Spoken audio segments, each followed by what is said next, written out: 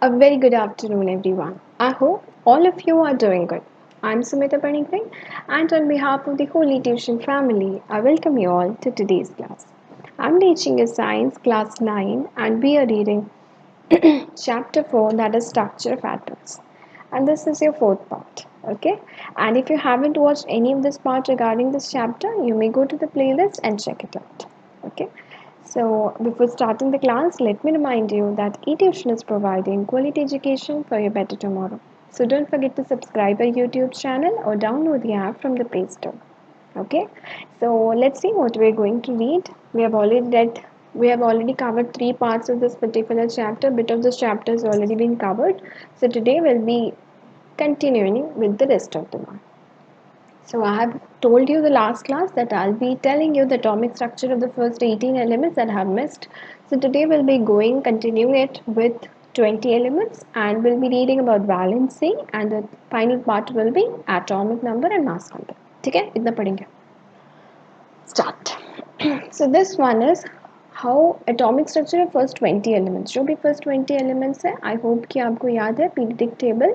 If you still haven't read it or you don't remember it, you must study because this is a crucial part. Without this, you won't be able to write the valency. ठीक है तो अब तक आप 30 तक minimum atomic 30 तक periodic table याद रखो otherwise you can't do anything okay so this is the atomic structure that we are going to read for the first 20 elements हम फर्स्ट 20 एलिमेंट्स का एटॉमिक स्ट्रक्चर पढ़ेंगे ठीक है सो हाइड्रोजन का we should start with hydrogen hydrogen का क्या होता है बताओ हाइड्रोजन कौन से नंबर में आता है 1 so it has only 1 electron ठीक है एक ही रहेगा हीलियम का 2 है ठीक है लिथियम का 3 है बेरिलियम का 4 है so atomic structure how to write it down ठीक है so hydrogen is 1 so will be writing 1 ठीक है helium is 2 we writing 2 next comes lithium तो फर्स्ट शेल में हमें पता है हम 2 ही भर सकते हैं तो हम 2 भर दिए लिथियम 3 है तो 2 के बाद तीसरा वाला क्या होगा 1 हो जाएगा 1 हो जाएगा उसके बाद बेरिलियम आया beryllium is again 4 so if beryllium is 4 then 2 first shell में जाएगा और 2 जो है सेकेंड शेल में जाएगा now boron boron is 5 so boron will be first shell में 2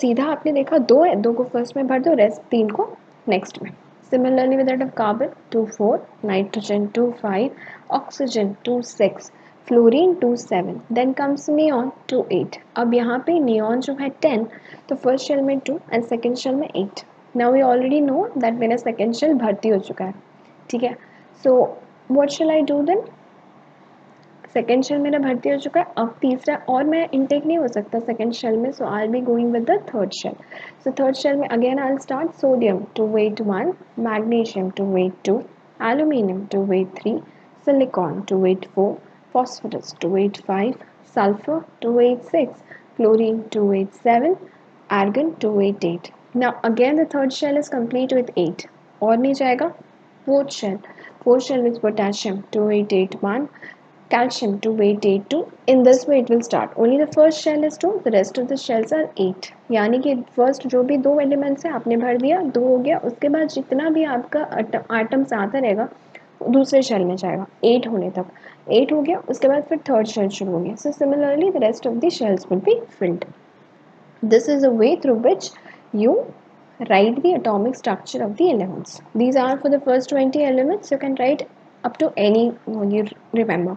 But make sure the 30 तक आपको याद रहना चाहिए ठीक है next. So the next thing is this one is a new one that is valency. Now you have to know how to write valency of a particular atom element.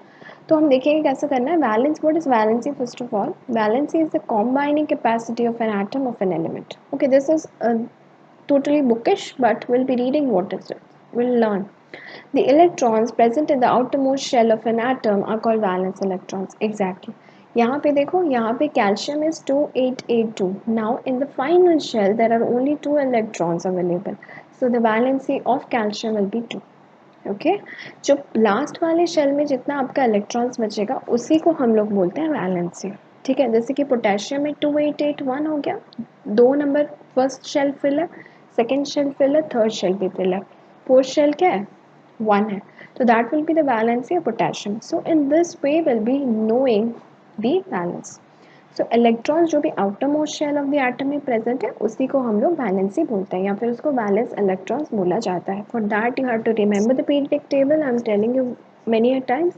And आपको valency लिखना आना चाहिए. तो आप वो practice करो. पहले देखोगे दो शेल है, दो फिल हो, दो पर्टिकुलर एटम्स है वो फिल हो गया. उसके बाद 8 8 करके यू हैव टू फिल. जो लास्ट में रह जाएगा that is your outermost shell में, that is your valence. Okay. If an atom, okay, और अगर इनर्ट गैस है दैट विल बी जीरो, क्योंकि इनर्ट में ऑलरेडी फिल्ड रहता है. That is 288 for example, 28 for neon. तो ये फर्स्ट शेल में फिल है, हमें लास्ट शेल से मतलब है. नियॉन में क्या है, नियॉन में आपका 28 होता है. तो 28 में और कुछ नहीं है, ऑलरेडी आपका सेकेंड शेल फिल है. So in that case in inert gases valency will be zero. Okay, if an atom's outermost shell is completely filled, they are inert or least reactive and the combining capacity of valency is zero.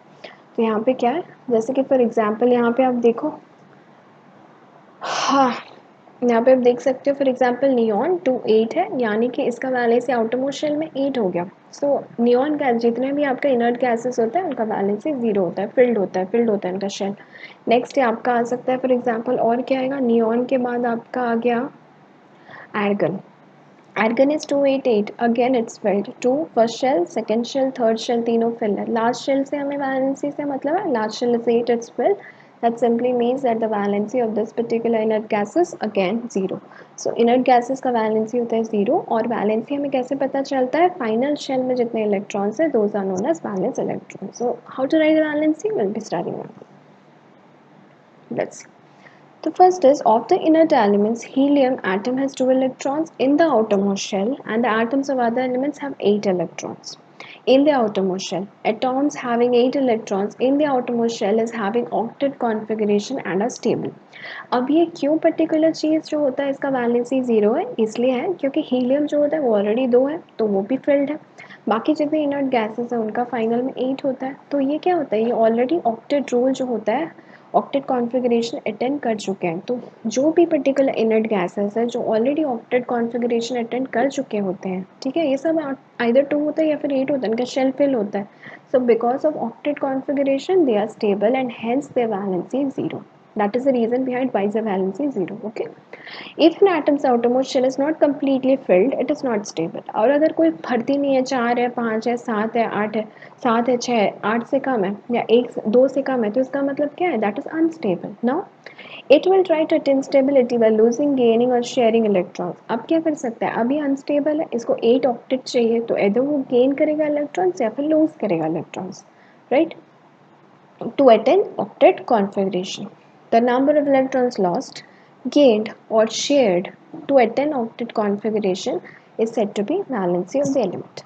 अब ये particular जो है either जो ना, suppose 7 है last में, तो हमें क्या चाहिए, एक इलेक्ट्रॉन चाहिए जिससे कि मेरा क्या हो सकता है, एक इलेक्ट्रॉन्स अगर मैं गेन करती हूँ तो मेरा क्या हो जाएगा, ऑक्टेट हो जाएगा. So that one electron that I will B gaining is my valency. If I have 6, I have to gain 2 electrons, so it will be my valency. Last shell में 4 है तो मैं 4 लूज नहीं करूँगी, मैं 4 गेन कर सकती हूँ. I be getting octet configuration, so therefore will be my valency. If I am 2, अगर मेरा लास्ट शेल 2 है तो मैं क्या कर सकती हूँ, मैं 6 ठो अगर लूँगी तो मेरा बहुत ज़्यादा एनर्जी बर्बाद हो जाएगा ऑक्टेट बनाने के लिए. तो मैं क्या करूँगी, मेरे जो 2 पर्टिकुलर है इधर मैंने शेयर कर दूँगी किसी के साथ, तो भी नहीं हो रहा है ऑक्टेट, तो भी 4 ही बन रहा है, तो छोड़ो, शेयरिंग नहीं होगा. तो 2 है तो मेरे को 6 चाहिए, अगर मैं 6 ले रही हूँ तभी जाके मेरा क्या हो रहा है, ऑक्टेट कॉन्फ़िगरेशन बन रहा है. तो इतना एनर्जी का मैं वेस्ट नहीं कर सकती. सो मैं क्या करूँगी, मेरा जो 2 पर्टिकुलर इलेक्ट्रॉन्स मैं उन्हें लॉस कर दूँगी, उन्हें दे दूँगी किसी को, तभी मेरा 2 will be my valency. So in this way either you share the electrons, that is your valency, whether you gain electron, that is your valency, or whether you lose electron, that is also your valency. Okay, great. Next, now hydrogen, lithium, sodium atoms can easily lose one electron. देखेंगे, देखो hydrogen, देखो एक ही है, कर सकता है. Lithium 2 1 है, दे सकता है. ओके. नेक्स्ट और क्या था, सोडियम 1 है. तो यहाँ पे क्या है, हाइड्रोजन एक ही है, वो अगर लूज कर देगा या गेन कर देगा तभी होगा, तो दैट बैलेंस विल बी 1.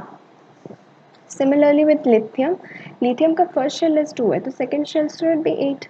तो ये क्या है, 7 ले नहीं सकता है बट ये 1 डोनेट कर सकता है, तो yours valency will be 2 also, 1 also. Next 1, okay, एक ही रहेगा। नेक्स्ट सोडियम का 281, तो ये वाला क्या है, 2 तो नहीं होगा, first shell is 12, second shell is 12, तो यहाँ पे 7 चाहिए इसको, 7 नहीं लेगा क्या, बहुत ज़्यादा है, दे दो, एक काम खत्म। So that will B 1 will be it's balancing, ठीक है। Now magnesium can lose 2 electrons, magnesium similarly with the case of magnesium 2 electrons they सकता है, so it's valency is 2। Aluminium 3 दे सकता है, वैलेंसी इज 3। कार्बन 4 दे सकता है, valency is 4. Just in this way, you can write the valency of all other elements. For that, you have to remember the periodic table. Atomic number लिखना चालू करो 2881 के 2882 के case में। उसके बाद फिर देखो कि हाँ लास्ट शेल में कितना इलेक्ट्रॉन्स है, ऑक्टेट कैसे बनाएगा। अगर 8 है तो इसका मतलब इनर्ट है, ज़ीरो वैलेंसी है। 7 है तो मेरे को एक चाहिए, बस मेरा वैलेंसी वाला। 6 है तो मेरे को 2 चाहिए, तो माई वैलेंसी इज़ 2। 4 है तो मेरे को 4 चाहिए, ठीक है। 4 है तो इधर शेयरिंग 4 होगा तो 4 हो जाएगा मेरा वैलेंसी। अगर 2 है तो मैं क्या करूँगी, मेरे को ऑक्टेट बनाने के लिए क्या चाहिए, 6 चाहिए, तो 6 तो बहुत ज़्यादा एनर्जी चले जाएगा, तो मैं क्या करूँगी, ये 2 को दे दूँगी, मेरा वैलेंसी विल बी 2। तो इसमें कन्फ्यूजन नहीं होना, तुम्हें बस देखना है कि ऑक्टेट कैसे बनेगा। अगर कौन से ऊपर से एनर्जी का भी ध्यान रखना है। अगर तुम्हारे पास 6 है, ऑलरेडी 6 है तुम्हारे पास, 2 मिल जाएगा तो तुम ऑक्टेट बना लोगे, सो दैट विल बी 2। पर अगर तुम्हारे पास 2 है और तुम्हें और 6 चाहिए तो बहुत ज़्यादा एनर्जी लॉस होगा, इसलिए तुम इस 2 को दे दो, काम खत्म, ठीक है। इसमें ज़्यादा और माथा पीची नहीं करना, 2 दे दो, वैलेंसी विल बी 2, खत्म। So in this way you can write the valency of every other element, okay. Practice, that's it. Practice से ही तुम ये परफेक्टली कर सकते हो। Next, fluorine can easily gain 1 electron and become stable.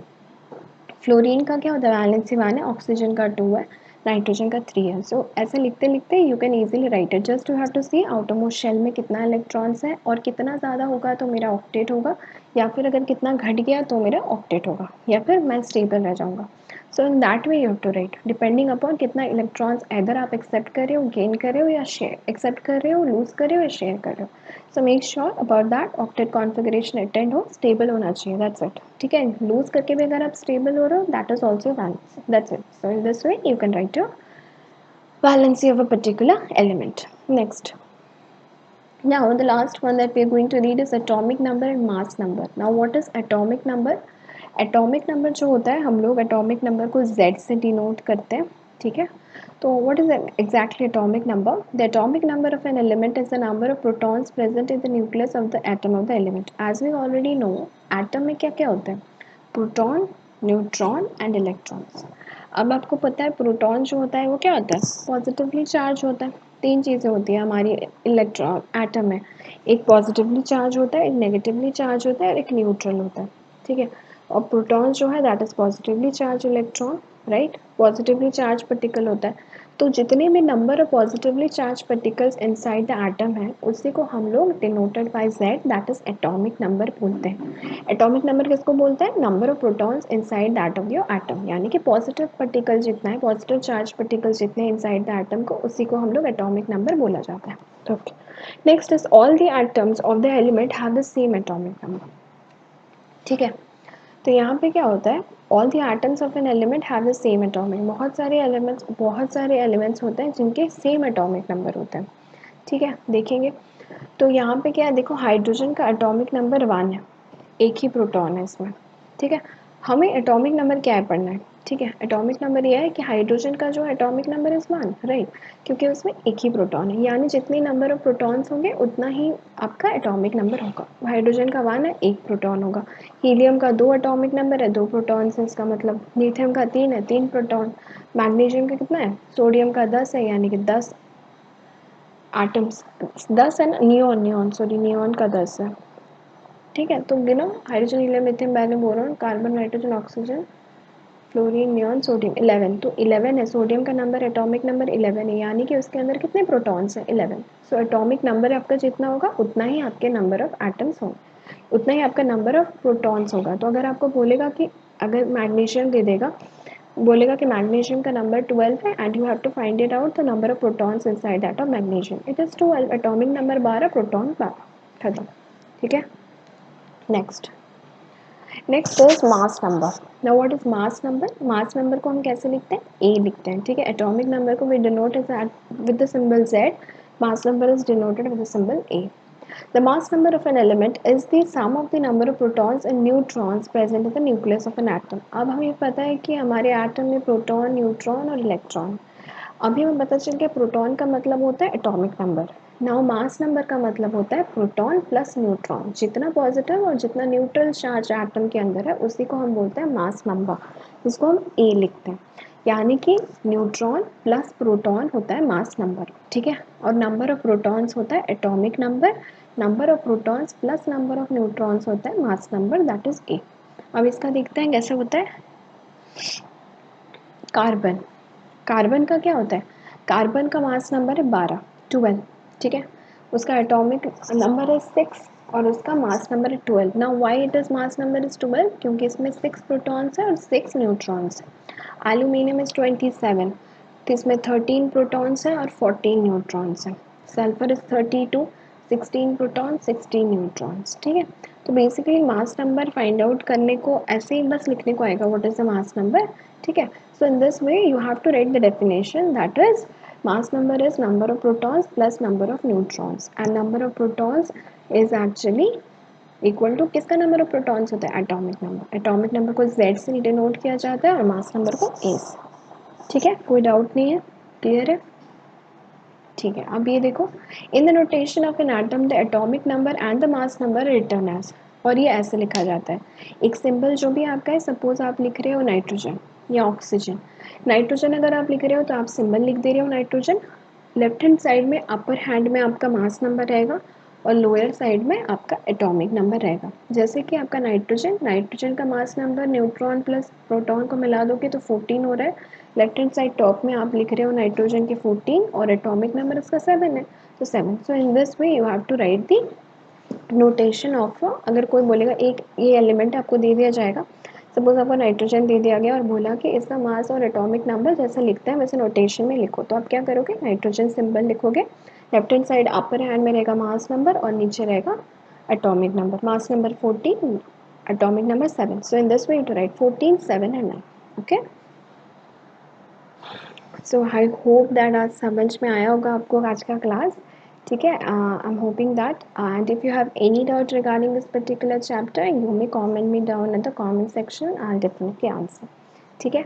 तो आज हमने एटॉमिक नंबर क्या है Z, मास नंबर है A, नंबर ऑफ न्यूट्रॉन्स किसको बोलते हैं, number of protons atomic number, number of protons plus number of neutrons है मास नंबर, ठीक है। कैसे लिखा जाता है, mass number left hand side top में और लेफ्ट हैंड साइड बॉटम में लिखा जाता है atomic number with that of the symbol in the middle, ठीक है। तो आज हमने इतना सब पढ़ा, और अगर आप पहली बार ही वीडियो देख रहे हो so you may go to the playlist, check it out, and there are other videos available in series, one by one you may watch it.